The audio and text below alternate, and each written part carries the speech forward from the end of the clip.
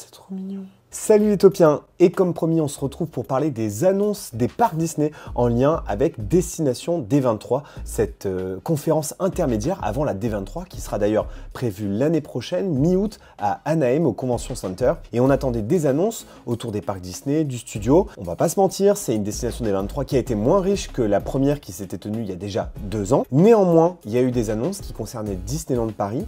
Et puis, petite étrangeté aussi, il n'y avait pas de panel 100% dédié au parc. Et il y a eu beaucoup d'annonces en lien avec les parcs Disney avant même le lancement de Destination D23. Donc ce que j'ai fait, c'est que j'ai quand même fait un récapitulatif de ce qui s'est passé cette dernière semaine, et il s'est passé des choses notamment pour Disneyland Paris.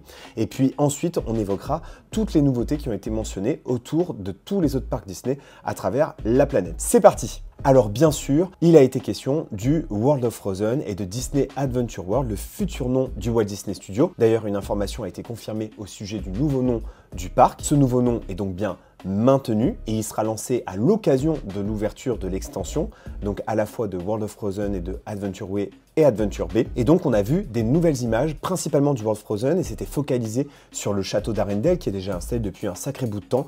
Mais ça y est, enfin pour la première fois, on a vu des intérieurs du château d'Arendelle. C'est une exclusivité de notre land, un espace de rencontre avec Elsa et Anna au niveau du château, mais dans un show building dédié à l'arrière du land. Et donc effectivement, ce meet and greet sera l'occasion en fait de pénétrer à l'intérieur du château d'Arendelle, de visiter, d'apporter les couloirs du château jusqu'à être reçu par Anna et Elsa lors d'une audience royale exclusive. Ça, c'est effectivement une expérience qui n'existe pas ni à Tokyo DisneySea, ni à Hong Kong Disneyland. Ça peut être comparé à une expérience qui existe du côté d'Epcot, à proximité d'ailleurs de l'attraction. Et puis ces derniers jours, on en parlait dans la vidéo précédente, a été installé aussi le palais de glace d'Elsa. Ce palais de glace, il est au sommet de la montagne du Nord et c'est le point culminant du World of Frozen. Il se compose d'une trentaine de pièces différentes qui ont été assemblés pour en faire un seul et même monument. Et en fait, c'est cet élément de décor là qui permet d'attirer les visiteurs vers le land, et c'est surtout aussi vers cet endroit que les visiteurs iront une fois qu'ils seront à l'intérieur de l'attraction Frozen Ever After,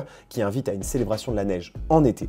Et puis l'information qu'on attendait autour du World of Frozen, c'était sa période d'ouverture. Vous l'aviez mentionné en commentaire, vous saviez que c'était probablement l'information qui allait être dévoilée lors de cette destination de D23. Elle l'a été en partie, puisque le land ouvrira au printemps 2026. Donc bien sûr, une ouverture au printemps 2026 veut dire aussi que au moins un mois avant, il y aura des avant-premières pour les employés du parc, pour les passes annuelles. La presse, les blogueurs seront invités à venir découvrir la zone. Il y a quand même une rénovation majeure d'une attraction emblématique. D'ailleurs, la dernière grande extension du Walt Disney Studio, l'attraction Ratatouille, c'est fou de se dire qu'elle a déjà plus de 10 ans, cette attraction. Elle va rentrer en grande période de réhabilitation et elle va accueillir de nouveaux éléments, et l'attraction va quand même changer un peu d'apparence à certains endroits, à commencer déjà par la file d'attente. Quand l'attraction va réouvrir en 2026, les visiteurs pourront entrer dans une nouvelle scène qui représente un atelier d'artistes parisiens qui fourmille de détails et d'accessoires. Il y aura des toiles au mur, des taches de peinture, une corbeille de fruits. L'attraction va aussi recevoir des nouveaux projecteurs. Lorsqu'on fait l'attraction, d'ailleurs ici à Epcot, on voit bien que la qualité de projection n'est pas la même. Par ailleurs aussi, cette nouvelle scène dans cette file d'attente existe ici dans la file de l'attraction Ratatouille à Epcot. Et puis, il parle aussi de nouveaux accessoires, de nouveaux éléments de décor réels surdimensionnés qui vont être installés sur le parcours. Tout ça pour venir renforcer le sentiment de rétrécissement des visiteurs face à Rémi et ses amis. C'est quand même fou que Disneyland Paris fasse une réhabilitation d'une telle ampleur et une modification aussi forte de l'attraction qui est quand même assez récente et encore très populaire. Donc c'est plutôt bienvenu, je trouve. En revanche, l'attraction perd sa projection 3D. Il n'y aura plus de distribution de lunettes. Les projections seront désormais définitivement en 2D. Une autre expérience aussi qui a été mentionnée lors de Destination D23, c'est ce qui va se passer du côté du Lucky Nugget pendant la saison d'Halloween. Ça, c'était vraiment pas du tout sur notre bingo quand on en avait parlé lors des prédictions il y a quelques semaines. Très bientôt, le Lucky Nugget, à la période d'Halloween, va se renommer le Unlucky Nugget. Un petit jeu de mots pour faire comprendre que la zone va être un petit peu réinventée et modifiée. Attention, ce n'est pas une expérience de spectacle, c'est bien Imagineering qui s'en charge pour modifier en fait l'ambiance générale du lieu. C'est une expérience qui va débuter du 1er octobre jusqu'au 2 novembre. La rumeur raconte qu'une somptueuse réception en l'honneur de la famille Ravenswood devait s'y tenir. Vous savez, c'est les propriétaires du manoir. Ils viennent pour célébrer les noces de leur fille, Mélanie, mais le restaurant, un peu à l'image du manoir, est tombé en décrépitude au point que les habitants se sont même mis à le renommer The Unlucky Nugget.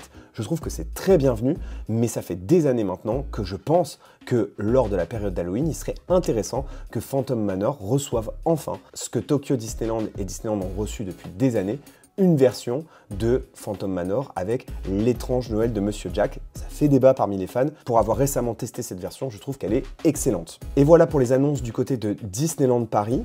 On était un des parcs les plus gâtés, vous allez voir, c'est beaucoup plus restreint, même pour Disney World, Disneyland, et alors ne parlons même pas des parcs asiatiques, mais on va faire le récap ensemble de tout ce qui a été annoncé du côté des parcs Disney. Alors à partir du 15 et 16 septembre, au Magic Kingdom en Floride et à Shanghai Disneyland en Chine, de nouvelles séquences lumineuses et sonores vont être ajoutées à l'attraction Tron Lightstick Power Run à l'occasion de la sortie du 3e opus de Tron au cinéma. Vous savez, vous avez deux ambiances et deux univers dans Tron. Vous avez à la fois l'équipe bleue, les visiteurs sont dans l'équipe bleue, et puis ils combattent l'équipe orange qui apparaît parfois sur le parcours, et lors de certains lancements, tout le dôme de l'attraction passe en orange. Et bien, désormais, il y aura des séquences rouges pour rendre hommage au nouvel univers graphique et photographique de Tron. Les visiteurs pourront sillonner des tunnels sinueux, de traînées lumineuses rouges et oranges éclatantes. Je pense que c'est plutôt sur la séquence de lancement, je ne sais pas si à l'intérieur du parcours il y aura autant de modifications, et donc le dôme passera en rouge à certains moments. Une autre annonce aussi qui ne concerne pas vraiment de nouveautés dans les parcs Disney, mais néanmoins c'est une des annonces qui m'a le plus plu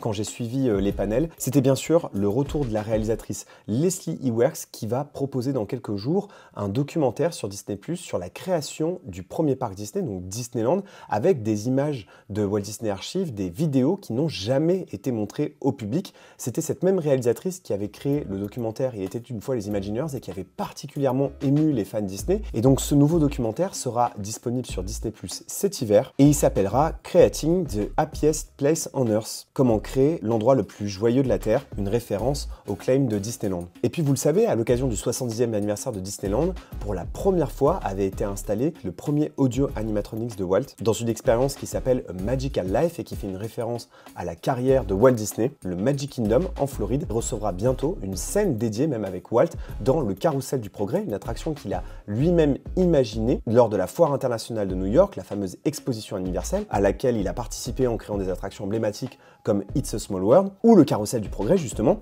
Et là, on voit sur ce concept art Walt dans son bureau à l'époque où justement il préparait son arrivée à la Foire internationale de New York. Je trouve que c'est une idée qui est fabuleuse parce que A Magical Life était déjà une bonne idée, mais là en fait on vient insérer l'histoire et l'univers de Walt dans une attraction que lui-même a imaginée dans une scène dédiée sans pour autant, à mon avis, enlever la musique et l'univers de l'attraction d'origine. Et puis il y avait un panel qui était extrêmement attendu, c'était le panel dédié aux méchants Disney. Il s'agissait de parler du Land des Vilains. Et donc on commence à y voir plus clair sur le Land des Vilains. Ils ont déjà expliqué quel serait le style architecturel principal de la zone. Ils ont fait un long voyage en Europe, notamment à Barcelone, à Paris, et ils ont identifié des similitudes entre l'apparence magique, fluide et organique des méchants Disney avec le style Art Nouveau. Et oui, en ce moment, Disney se fascine pour l'Art Nouveau. De nouveau, les Imagineers optent pour l'Art Nouveau. Et donc ils ont un peu montré ce qu'ils ont photographié sur place. Ils ont photographié des éléments architecturaux qu'on pourra retrouver dans le land et qui les ont intéressés. Bon, grosso modo, allez visiter la Sagrada Familia à Barcelone et puis vous comprendrez à quoi pourrait ressembler le land des vilains Disney. Toujours du côté de Floride, au Magic Kingdom, où en ce moment il y a beaucoup de choses qui arrivent, parce qu'il y a aussi le Cars Land.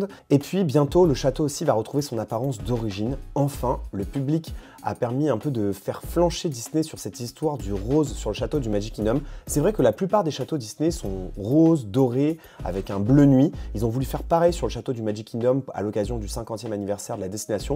Pour moi, c'était effectivement une erreur. Le château du Magic Kingdom est l'un des châteaux Disney les plus réalistes et je préférais nettement sa couleur d'origine qu'il va donc bientôt récupérer. Il retrouvera sa palette de gris, de crème, de bleu et de quelques touches dorées. Ils ont dévoilé un concept art magnifique et c'est vrai que ça m'a rendu mélancolique, un peu nostalgique de retrouver ce château tel que je l'avais connu quand je l'ai découvert pour la première fois en 2018. Et je pense que c'était une bonne idée que de lui faire retrouver son charme d'antan. Et voilà pour Destination D23. Je vous l'ai dit, c'était une Destination D23 assez pauvre en annonce pour les parcs Disney. Il n'y avait même pas de panel dédié aux parcs Disney. Les studios d'ailleurs n'ont pas plus été gâtés. Il n'y a pas eu tellement plus d'éléments dévoilés. Il faudra donc attendre un an pour avoir des annonces plus spectaculaires lors de la D23 qui se tiendra à Anaheim au Convention Center mi-août de l'année prochaine. N'hésitez pas à partager en commentaire vos retours sur ce qui a été dit notamment autour de Disneyland Paris. Merci d'avoir suivi cette vidéo les Topiens. N'oubliez pas que vos rêves sont éternels. Bye!